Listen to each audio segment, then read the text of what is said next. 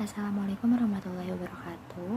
Halo semuanya, aku Nestalia Rusmardani. Di videoku kali ini aku akan memperkenalkan diri seolah sebagai PR atau Public Relation dari PT Utama Karya untuk pemenuhan tugas satuku di mata kuliah Manajemen Isu, Krisis, dan Reputasi. Pembangunan infrastruktur yang dilakukan di Indonesia dianggap akan meningkatkan konektivitas dan akan merangsang daya saing antar daerah, sektor ekonomi dan pariwisata yang akan langsung merasakan dampak positif dari pembangunan infrastruktur tersebut.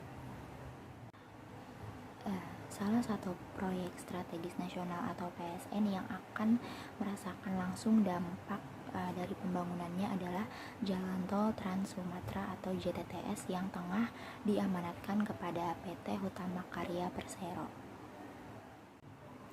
Jalan tol yang akan menghubungkan Lampung dengan Aceh ini melalui 24 ruas jalan dengan panjang keseluruhan 2.765 km dan ditargetkan akan beroperasi penuh pada 2024 mendatang. Berdasarkan data dari website resmi Hutama Karya pada akhir tahun 2020 lalu, Hutama Karya telah menyelesaikan sebagian ruas tol jalan dan akan mulai dioperasikan. Namun setelah dioperasikan ternyata banyak sekali kasus kecelakaan terjadi yang disebabkan oleh pengendara mengantuk, kemudian kendaraan melebihi batas maksimum, juga lalu lintas tol yang masih sepi sehingga membuat pengendara yang mengemudi dengan kecepatan tinggi akan mengakibatkan kecelakaan.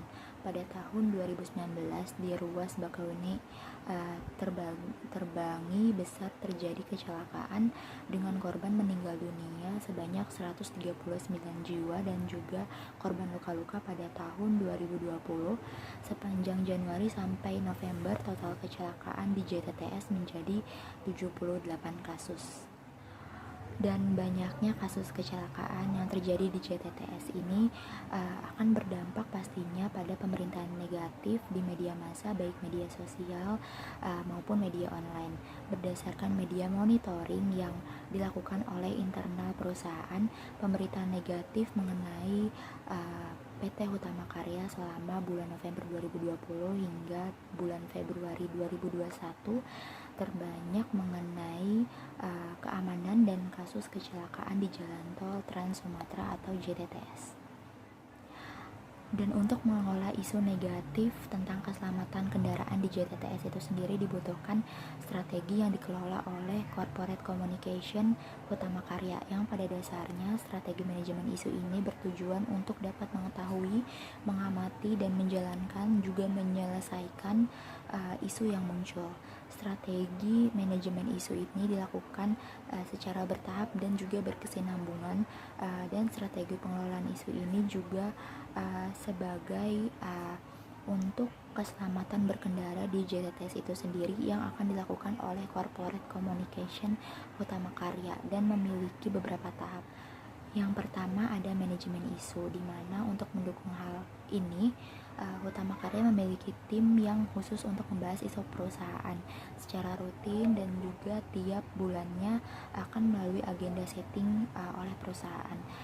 Dan juga tim ini yang akan melakukan pemantauan untuk terus-menerus supaya Hutama Karya ini tidak melewatkan setiap informasi, opini, atau bahkan isu yang menyangkut dengan perusahaan.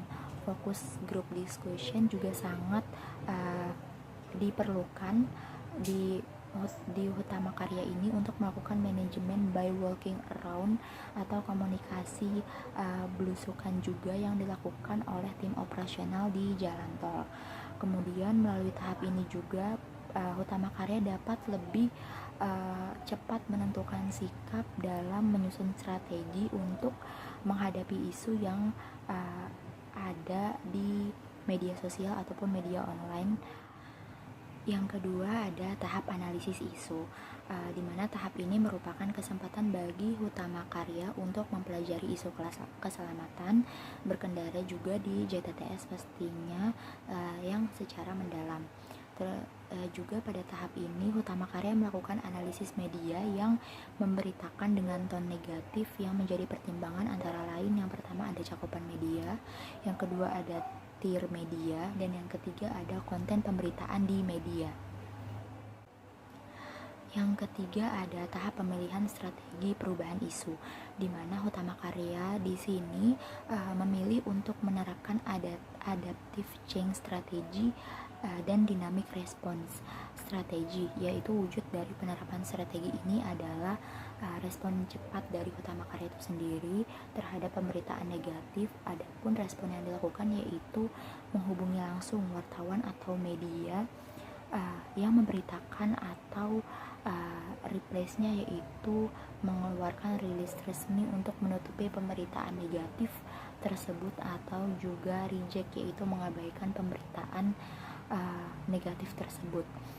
Dimana selain itu Hutama Karya juga selalu menyiapkan standby release setiap ada terjadinya kecelakaan, yaitu pihak yang menentukan respon yang harus dilakukan oleh Hutama Karya adalah corporate communication yang berkoordinasi dengan divisi OPJT.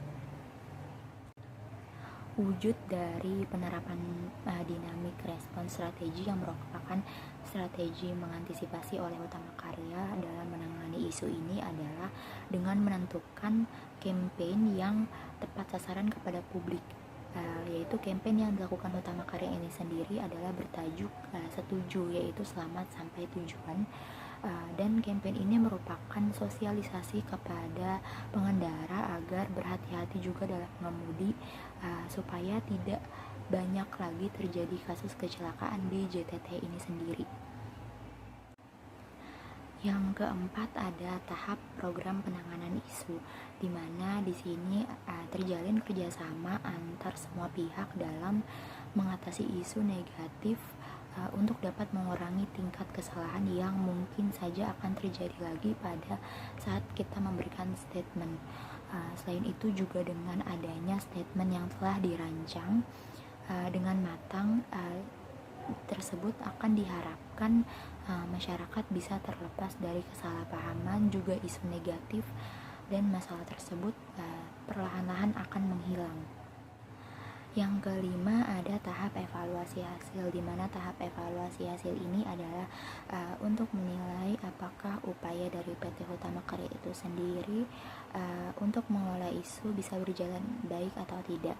Maka diperlukan juga program-program riset, di mana program riset ini dilakukan oleh PT Hutama Karya yang antara lain adalah pemantauan melalui media monitoring dan pemantauan juga menurunnya kasus kecelakaan yang terjadi di JTTS. Dan kesimpulan yang ada dalam video ini adalah memiliki kedekatan dengan media dapat membantu dalam melaksanakan manajemen isu, baik dalam mempublikasikan isu-isu positif mengenai perusahaan atau juga dalam mengurangi dan menutupi kasus isu-isu negatif mengenai perusahaan. Berdasarkan yang disampaikan oleh Corporate Communication Hutama Karya bahwa memiliki hubungan yang baik dengan media itu sangat penting dan juga merupakan strategi cepat dalam menangani isu negatif. Mungkin cukup sekian video penjelasan pemaparan dari saya mengenai kasus isu negatif yang terjadi di PT Hutama Karya Persero.